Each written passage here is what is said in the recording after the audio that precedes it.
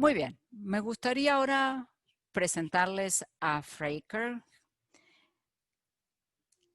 es ex profesor y decano emérito de la Universidad de Berkeley, que moderará la próxima sesión, que se llama Reiniciar urbanización, extensión urbana, cambio climático y equidad. Es un placer presentar a Peter Calthorpe.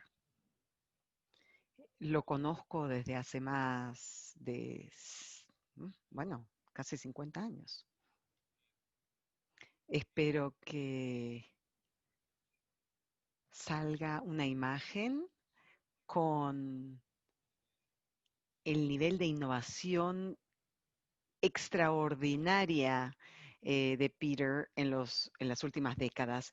Para empezar, quisiera decir que la actividad innovadora de Peter se extiende a lo largo de más de 30 años, porque de hecho él escribió un artículo maravilloso sobre el movimiento del sol, que se llama La sombra del sol. Allí mostró que el la energía solar, que es energía, es eficiente en energía, utilizaba generaba más carbono que una casa semiadosada en la ciudad, pero bien aislada, correctamente construida. Así que fue increíble lo que él hizo en cuanto a las comunidades y ciudades sostenibles para lograr ese objetivo. Eso se ve aquí en esta lista muy impresionante de publicaciones de parte de Peter Calthorpe a lo largo de los últimos 30 años. Él va a hablar un poco de su forma de pensar y de lo que ha aprendido con sus trabajos en esta presentación. Adelante, Peter, usted tiene la palabra. Bueno, si me oyen, quisiera compartir mi pantalla, si me esperan un momento. Muy bien, voy a tratar de resumir 50 años de pensamiento y experiencia y me voy a remontar a los años 60, como lo dijo Harrison. Y esto sigue evolucionando, sigue creciendo. Eh, Winston Churchill dijo algo que lo resume todo. Dice, nosotros le damos forma a los edificios y ellos nos forjan a nosotros después de eso. O sea, esto tiene que ver con la interacción entre lo urbano y los edificios en sí. Esto es claro y queda muy claro en este comentario. Las ciudades son el marco que marca nuestras edificaciones y nuestras vidas. Y se han salido de control, como lo ha ocurrido en muchas cosas en la vida. Y mi trabajo más reciente es el que se llama ponerle fin a la expansión urbana y ver cómo se puede hacer mejorar las ciudades. Y mudarse a las ciudades es algo bueno, es una fuerza por el bien. Allí hay innovación, allí las mujeres tienen más acceso a la equidad, hay más escolaridad, hay más alfabetismo. Es donde se lucha contra la pobreza, principalmente para los pobres rurales. Y es donde ocurre el crecimiento, principalmente en los países de bajo desarrollo, y es la alternativa baja en carbono para la vida en nuestro planeta. También enfrentamos los grandes retos de la humanidad, la indigencia, segregación, racismo, falta de oportunidades, todo lo que sale en las noticias. Bueno, son un fenómeno urbano. Nuestra forma de vida se encuentra en jaque. Según cómo nosotros nos conduzcamos. Y lo importante no es solamente luchar contra los problemas ambientales o algo tan importante como el cambio climático, sino que yo diría que hay un conjunto de co-beneficios. Si uno mejora las ciudades, resuelve muchos problemas al mismo tiempo. Las ciudades están interconectadas una con la otra, o sea que lo que uno haga en una va a afectar las otras. En cuanto a política, no se puede lograr nada si uno no satisface al público. Aquí vemos cómo se pueden forjar las ciudades. Para están las emisiones de carbono. También está el tema de las edificaciones, consumo de distintos recursos, el uso de la tierra, transporte, etcétera. De eso voy a hablar hoy, en pocas palabras. Por un lado, todo el mundo estará de acuerdo en que cada ciudad es diferente, como lo es cada cultura, cada ecología, cada pueblo. Pero hay algo trágico. Hay problemas o defectos comunes en el mundo. Uno de ellos es la expansión urbana de los sectores de más bajo ingreso de la sociedad. Eso ocurre con las grandes periferias y grandes tragedias también a nivel ambiental. Después está el tema de la expansión de alta densidad, principalmente en Asia y en China más que nada. O sea, vemos que la densidad aumenta, pero hay problemas, no son caminables las ciudades, la gente no logra conectarse de forma positiva, todo eso está en dificultades, en entredicho. Y también lo que llamamos de expansión llamada de baja densidad, yo le llamo de alto ingreso, porque solo gente que tiene dinero puede hacer esto que vemos aquí en esta fotografía, y es algo que no es sostenible, porque desde el punto de vista del ambiente es destructivo, pero también es destructivo en lo social. Hay aislamiento en cuanto a raza, franja etaria, extracto socioeconómico, etcétera. Así que voy a hablar aquí de los distintos niveles también de ingreso y voy a hablar desde el punto de vista de Asia también.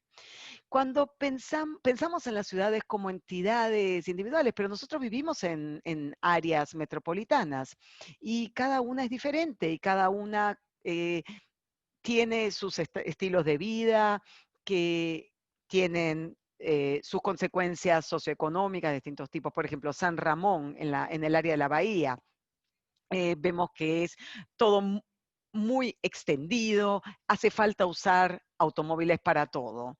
Pero en Rockridge, en los suburbios, vemos que sí hay una posibilidad de caminar por la ciudad y baja densidad, pero sí es bastante viable como zona urbana. Y aquí está nuestra ciudad, San Francisco, que es de muy baja densidad, como la mitad de París, pero es funcional a pesar de ello. Así que yo creo que el éxito ambiental y social de las ciudades no está relacionado únicamente a la densidad. Yo creo que ahora podemos medir en 3 lugares diferentes los impactos. En cuanto a emisiones de carbono, hay 3 veces y media de diferencia entre vivir en San Ramón y San Francisco. Y también en el consumo de tierra, la cantidad de uso de vehículos y la posibilidad de caminar. Es lo que yo llamo los co-beneficios. O sea, cuando la zona urbana es coherente, se resuelven muchos de estos problemas comunes en las ciudades. Eh, También vemos el crecimiento en todo el estado de California y vemos si aquí vemos una planta urbana y se hace el análisis de energía de los edificios y también de la ciudad como un todo, en un detalle increíble. Em, nosotros conocemos todos los datos sobre todos estos entornos y podemos incluso proyectar el futuro, el impacto futuro, como lo hacen los arquitectos cuando ven distintas fenestraciones y el impacto que tiene en la energía, o sea, el uso de los cerramientos y ventanas. Veamos aquí, planificación de escenarios. Aquí vemos cómo las distintas versiones del futuro pueden tener distintas consecuencias. Aquí vemos en California, si lo mantenemos así, 70% de expansión urbana, el estándar, digamos. Pero bueno, tal vez no todo, bueno, todos van a la ciudad, está bien, pero podemos crecer con inteligencia. Se podría reinventar los suburbios también. Y las diferencias son realmente llamativas. Esto es antes de los renovables, antes de hablar de edificaciones eficientes en el uso de energía. Solamente la reducción es antes de hablar de usar menos combustibles fósiles. De lo que decía usted, Harrison, de la sombra solar. Bueno, no solo los beneficios son importantes, sino los beneficios colaterales, que son una base para una coalición. No podemos librar esta batalla contra el cambio climático solos. Tenemos que hacerlo a través de una sociedad más equitativa, a través de mejores ciudades. Cuando hablamos de... se salva así al medio ambiente, a la agricultura, al hábitat natural, etcétera. Veamos Los Ángeles, ¿cómo sería? En 50 años si no hacemos nada y ahora sí cambiamos al sistema compacto. Sí, se puede hacer algo si crecemos con inteligencia. Y es más, no solamente es bueno, es necesario. La gente no puede seguir con este crecimiento de las ciudades. No nos podemos dar ese lujo. Vean el uso de los vehículos. Si hay que usarlos menos, no hay que usar tanta energía. Y también está relacionado con el sitio. Aquí tenemos una un mapa de millas viajadas por vehículo. Veamos aquí en el área de la Bahía de San Francisco es donde más se viaja en vehículo. Las diferencias están ahí, solamente hay que ponerles atención. La energía que se utiliza para los edificios, o sea, digamos, puede ser una casa semiadosada o una casa independiente, o que si tiene paneles solares o no. Bueno, están los impactos para la salud, todas las emisiones con los problemas respiratorios y también problemas cardiovasculares por falta de movimiento. La gente es muy sedentaria. Aquí vemos cuánto se camina en la zona de Los Ángeles, y en azul está donde la gente camina muchos. Bueno, son lugares donde hay poca criminalidad y donde es posible llegar a pie, que sean caminables los lugares. El costo de la infraestructura también es otro impacto. Y lo que más importante es el costo por unidad familiar anual, o sea, la capacidad, el poder adquisitivo de la clase media, entonces, bueno, podría ser adecuado, no debería ser tan elevado el costo de vivir, y eso se puede documentar a través del consumo de energía, de agua, y también el uso de los automóviles. ¿Cuánto se puede ahorrar al año por familia? Más de $10,000 para el 2050, y estamos hablando de valor presente, traídos a valor presente, son 10,000 de hoy, pero no hemos resuelto el problema aún. Seguimos teniendo el problema del cambio climático, seguimos teniendo una deuda, tenemos que cambiar el paradigma en el que se decía que si uno no puede comprar una casa porque es cara cerca del lugar de trabajo, entonces compra una más lejos y entonces tiene que manejar todos los días. En California no es solamente un tema de la asequibilidad de los precios de la vivienda. Bueno, entonces, ¿cuáles son las respuestas? Las respuestas específicas son, por ejemplo, en nuestras, nosotros creamos todo un sistema alrededor de las grandes arterias de transporte. Todo esto se ha redesarrollado, reconstruido con elementos ambientales que convierte ambientes como aquellos en esto. Y puede decir, bueno, eso parece imposible. No, no lo es. No, en la mayoría de la gente busca ubicaciones para que la gente pueda vivir cerca de sus destinos, cerca de sus trabajos, un lugar también que puedan pagar.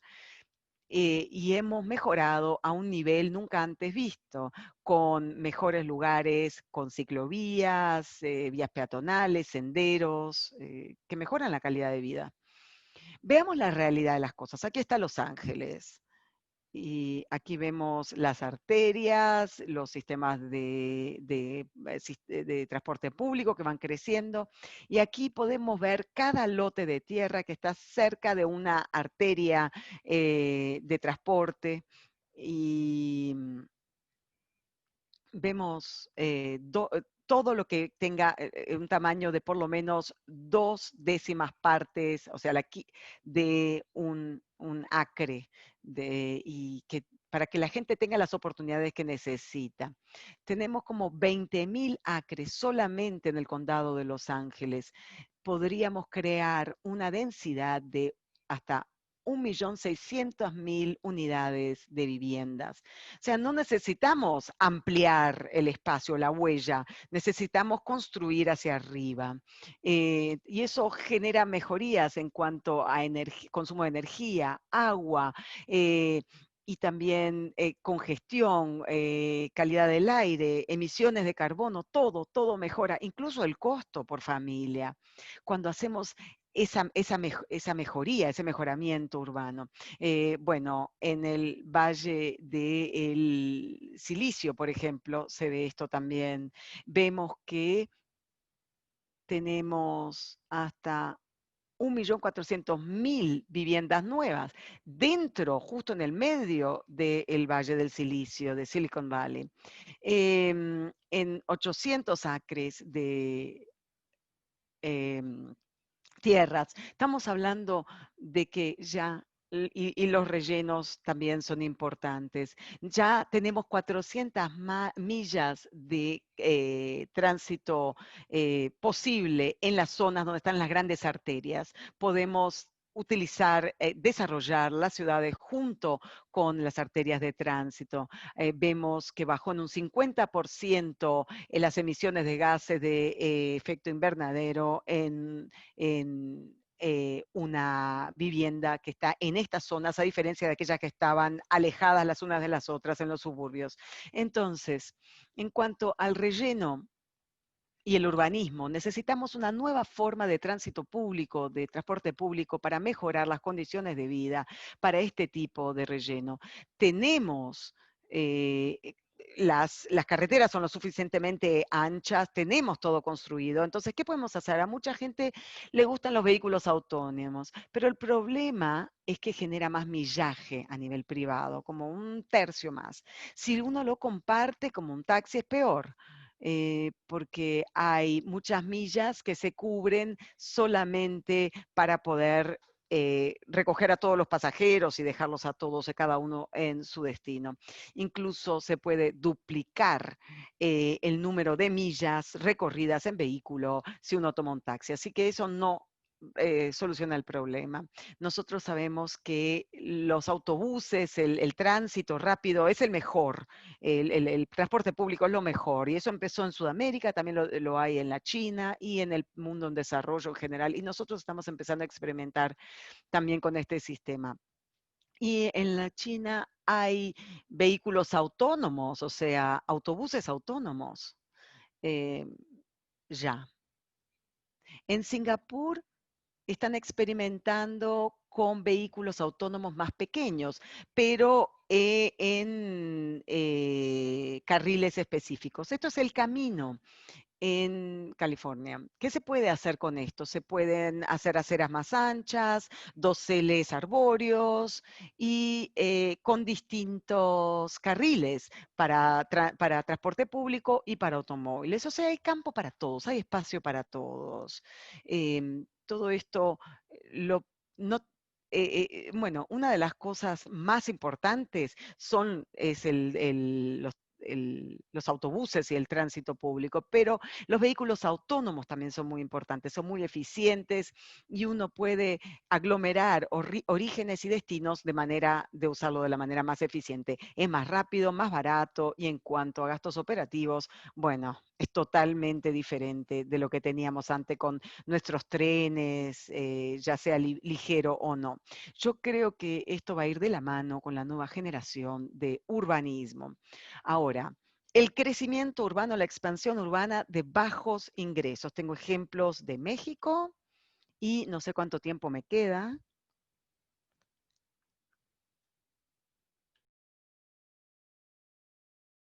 Y en la ciudad de Ho Chi Minh tengo ejemplos.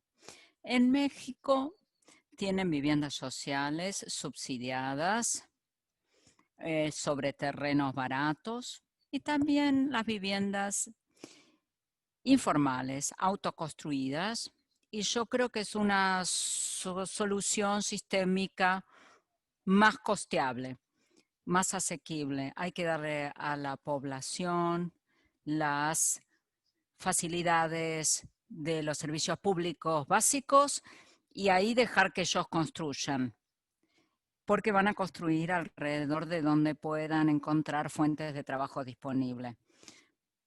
Los que realmente pagan esto son los que tienen bajos ingresos y viven en la periferia. La distribución de ingresos. Los que tienen más ingresos viven en las áreas más robustas y los más pobres en la periferia. Los trabajos están concentrados en el centro de la ciudad. No se siguen los patrones de redistribuir las fuentes de trabajo en toda el área. Por lo tanto, la concentración de la oportunidad económica y la riqueza es sinónimo de falta de oportunidades según donde uno vive. Mapeamos la accesibilidad. La mejor área es donde hay posibilidades de caminar, falta de congestión, y esto representa el 26% de la población. Tenemos áreas con tránsito, pero sin posibilidad de caminar, una tragedia. Tenemos áreas muy pequeñas donde tenemos posibilidad de caminar sin tránsito y la gran mayoría, 2/3, son áreas de desarrollo sin posibilidad de trabajar, de posibilidad ni de caminar ni de tránsito. No voy a adentrarme en gran detalle en este gráfico. Uno diseña una construcción y mide las consecuencias de esa construcción.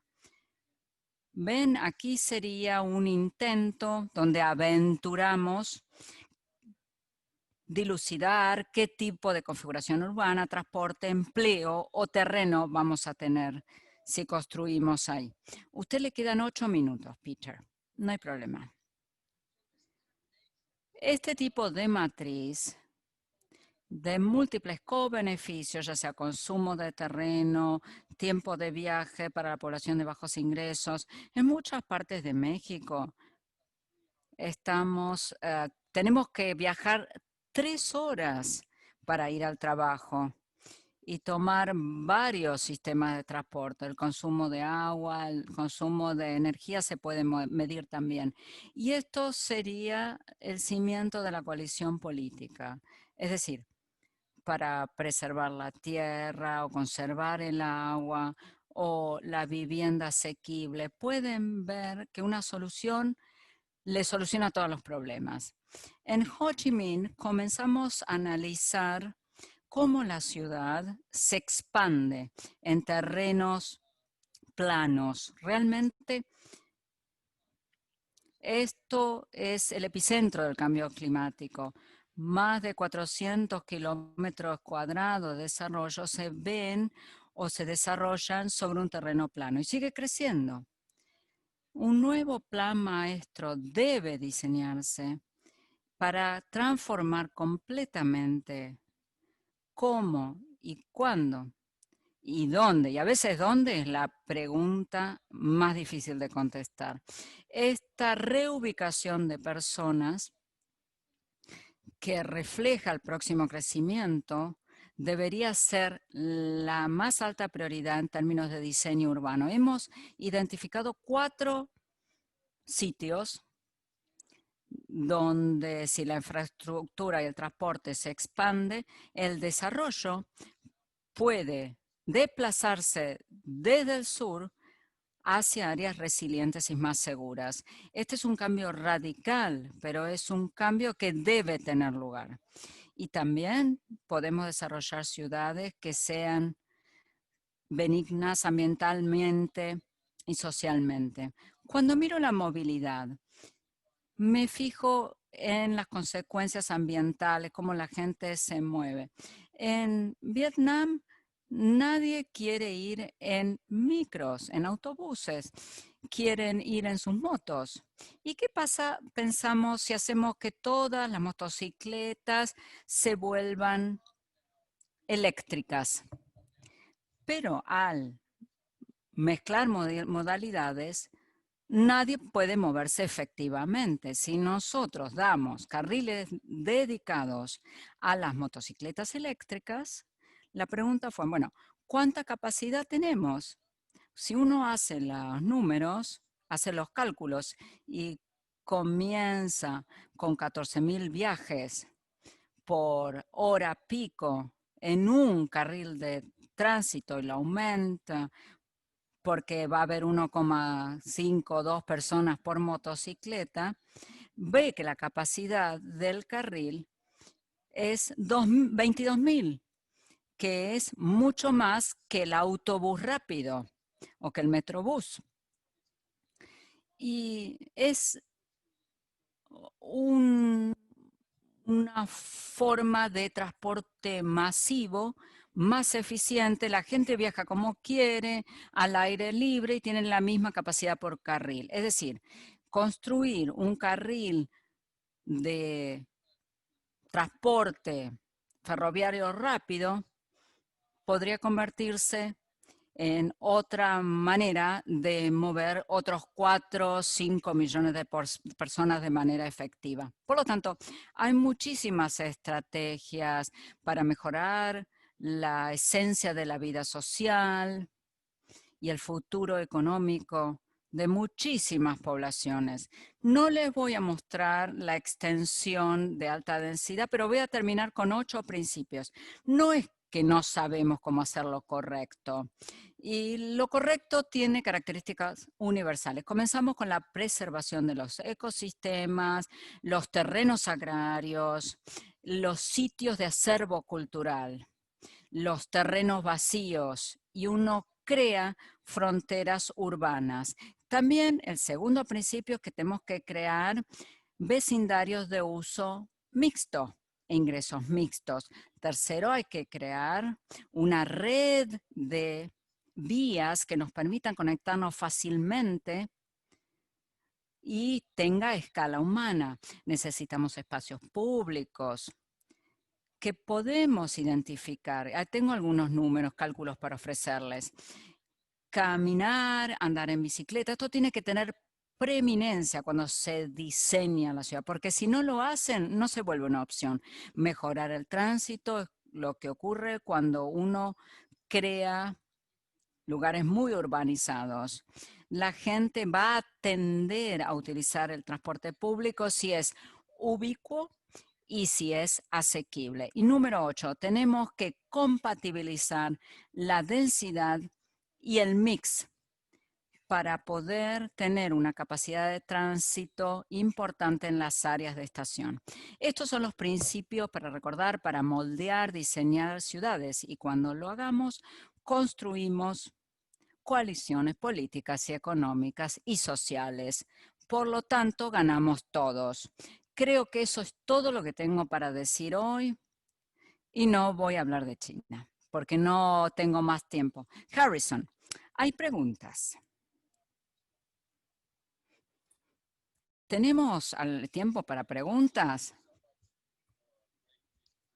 Gracias, una maravillosa presentación. Realmente describe los pasos que a nivel de ciudad o regional pueden combinarse para llegar a un muy buen urbanismo. Ahora, ¿tenemos preguntas? para plantear a Peter? Le tengo que presentar a nuestros moderadores. Sí, creo que tenemos tiempo para 1 o 2 preguntas. Y después vamos a hacer un receso rápido. Tenemos una pregunta de Michael. ¿Y qué pasa cuando no tenemos que viajar al trabajo o grandes distancias para viajar al trabajo? Bueno, la gente necesita interacción social, necesita juntarse y el vecindario debería ser la parte más importante de su vida, donde uno socializa, hace sus actividades cotidianas, es un ambiente que usted comparte. Y después tenemos el imperativo ambiental. Quizás los súper ricos puedan desarrollar sus actividades en muchos acres, pero la realidad es que todos vivimos en la economía de servicio, tenemos que ir a trabajar y por lo tanto no tenemos presupuestos abundantes para dedicar a eso. La frugalidad inherente de los grandes lugares urbanos nos invita a pensar en soluciones que tienen movilidades. Estas son todas cosas que la gran mayoría de la clase media nueva, intrínsecamente en todo el mundo, está tratando de experimentar. Pero en los últimos 40 años, la mayoría de la clase media moderna ha tenido menos posibilidades, menos ingresos que en Estados Unidos, por ejemplo. Los espacios públicos en densidades medias, estos tienen que ser vivibles, tienen que tener un uso mixto. Lugares memorables deberían ser, ¿verdad? Sí. ¿Hay alguna otra pregunta? Sí, tenemos tiempo para una pregunta más de Carolina. Y también nos pueden ofrecer información para México. No, todavía no, pero la base de datos tiene toda parcela de tierra que existe en Estados Unidos y lo vamos a expandir a otros países también, pero todavía no está disponible. Quizás ya es hora de agradecer a Peter una vez más por su gran presentación, muy ilustrativa. ¿Quién se hubiera imaginado que Solar Shadow se posaría durante 50 años, a lo largo de 50 años, ¿no? Muchísimas gracias. Ahora vamos a hacer un receso de 10 minutos y volveremos para la próxima sesión. Pero nos quedamos conectados al mismo webinario de Zoom. No nos desconectamos. Muchísimas gracias.